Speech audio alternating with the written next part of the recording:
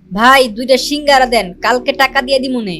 কি রে প্রেমিস, তুই আমাদের কলেজে পড়ালেখা কইরা তুই ফুটপাতে এসে 20 টাকা সিঙ্গারা খাইতেছস, তাও আবার বাকিতে? আহারে, তোর জন্য আমার অনেক কষ্ট হয়। আচ্ছা চল তুই আমার সাথে, আমি তোরে আজকে একটা 5 স্টার হোটেলে নিয়ে খাওয়ামু। প্রিমিস গরিব হওয়ার কারণে কলেজের ছেলেমেয়েরা প্রিমিসকে নিয়ে অনেক মজা করে, অপমান করে। আজকে কলেজের একটি বড়লোক মেয়ে বিলকিস প্রিমিসকে বাকিতে সিঙ্গারা কিনতে দেখে ফেলে, আর সেটা দেখে সে প্রিমিসের সাথে মজা নিতে থাকে আর অপমান করতে থাকে। প্রেমিস, মানলাম তুই গরিব ফকির, তো কি হইছে, আমার কাছে তো অনেক টাকা আছে, প্রতিদিন কুত্তারে খাওয়াই, আজকে তরে খাওয়ামু। আমি তোরে যেই রেস্টুরেন্টে নিয়ে যাইতাছি এইটা তুই জীবনে চোখেই দেখোস নাই।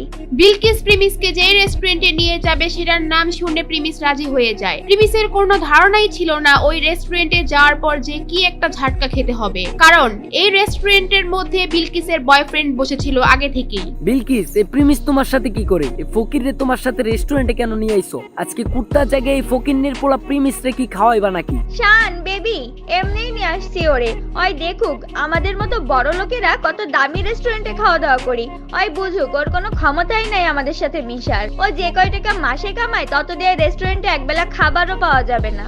আচ্ছা তুমি আমার এখানে এসে বসো, আমি ওয়েটারকে ডাক দেই। এ ওয়েটার, এদিকে আসো। এরপর ওয়েটার তাদের অর্ডার নেওয়ার জন্য আসে। আজকে আমরা প্রিমিসের জন্য স্পেশাল কিছু অর্ডার করব, জীবনে তো খাই নাই এগুলা। আরে প্রিমিস চৌধুরী সাহেব, আপনি এখানে? স্যার আমি আপনাকে দেখি নাই, সরি স্যার, আমাকে মাফ করবেন। প্রিমিসকে দেখে ওয়েটার আশ্চর্য হয়ে যায় আর ওইখান থেকে চলে যায়, কিন্তু বিলকিস আর বিলকিসের বয়ফ্রেন্ড এটা দেখে একেবারে অবাক হয়ে যায়, আর তারা দুজনেই বুঝতে পারে না ওখানে কি হলো। প্রিমিস, তোমার এই ওয়েটার চৌধুরী স্যার কেন বললো? তার মানে কি তুমি এই হোটেলে আগেও আসছো? খুব তাড়াতাড়ি সব বুঝতে পারবে। কিছুক্ষণ পরে ওয়েটার 50,000 টাকা দামের একটা কোল্ড ড্রিঙ্কস নিয়ে আসে ওখানে আর বলে, চৌধুরী স্যার, এই যে নেন আপনার ফেভারিট কোল্ড ড্রিঙ্কস। এত দামি কোল্ড ড্রিঙ্কস? এই প্রিমিস, এত দামি কোল্ড ড্রিঙ্কস এর বিল কি তোর আব্বু দিব নাকি? এটা শুনে প্রিমিস একটু হাসতে থাকে, আর ঠিক তখনই ওয়েটার বলে, প্রিমিস চৌধুরী স্যারের বিল দেওয়ার কোনো দরকার নাই।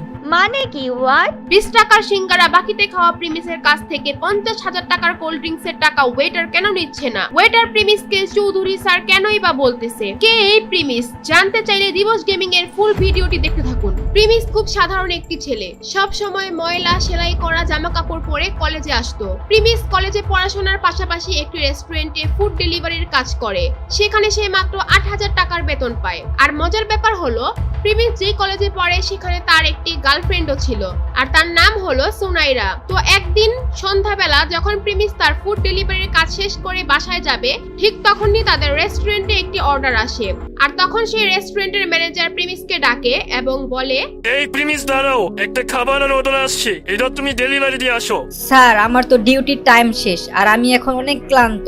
কলেজ থেকে ফিরে এখনো কিচ্ছু খাই নাই, আমার কলেজের অ্যাসাইনমেন্টও বাকি আছে। স্যার আপনি এই অর্ডারটা অন্য কাউরে দিয়ে ডেলিভারি করায় দেন। তোমার তো সাহস কম না, তুমি আমার মুখের উপর তর্ক করো। আমাদের বাকি ফুড ডেলিভারি বয়েরা এখন বিজি আসছে, এটা তোমারই এখন দিতে হবে।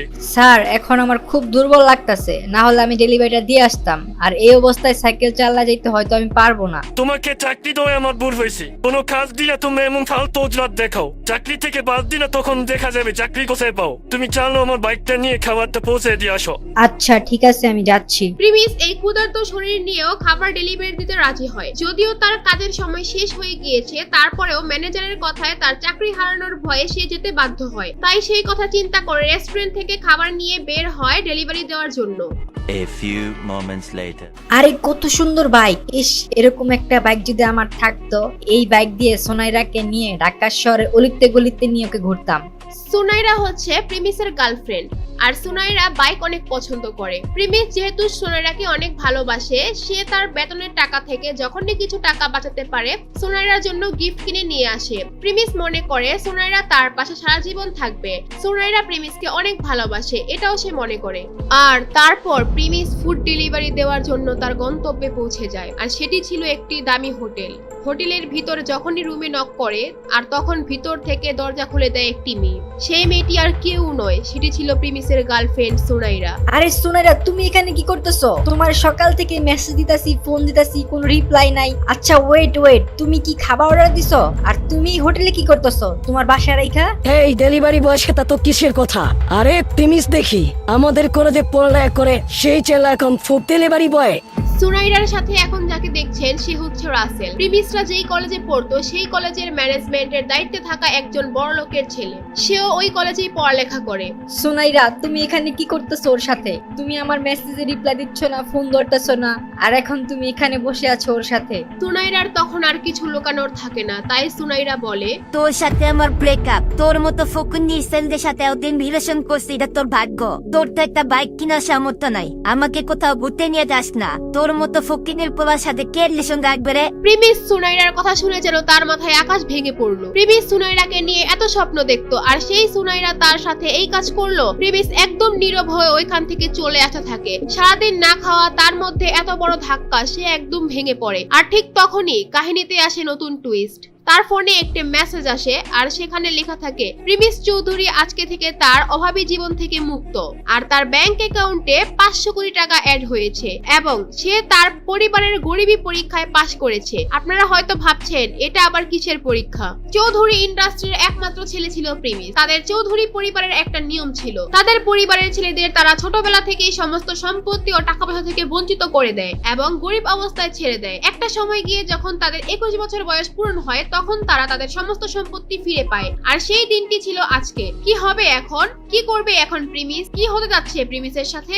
এগুলো জানতে চাইলে দিবস গেমিং এর ইউটিউব চ্যানেল সাবস্ক্রাইব করে নোটিফিকেশন বাটন বাজায় রাখেন, কারণ আগামী পর্ব এখানেই পেয়ে যাবেন। আর যারা দিবস গেমিং এর সাথে লাইভে গেম খেলতে চান, অ্যাড হতে চান, তারা দিবস গেমিং এর ফেসবুক পেজটি ফলো করে দিয়ে আসেন। ডেসক্রিপশন আর পিন কমেন্টে লিংক দেওয়া আছে, চালু করে ফলো দিয়ে আসেন।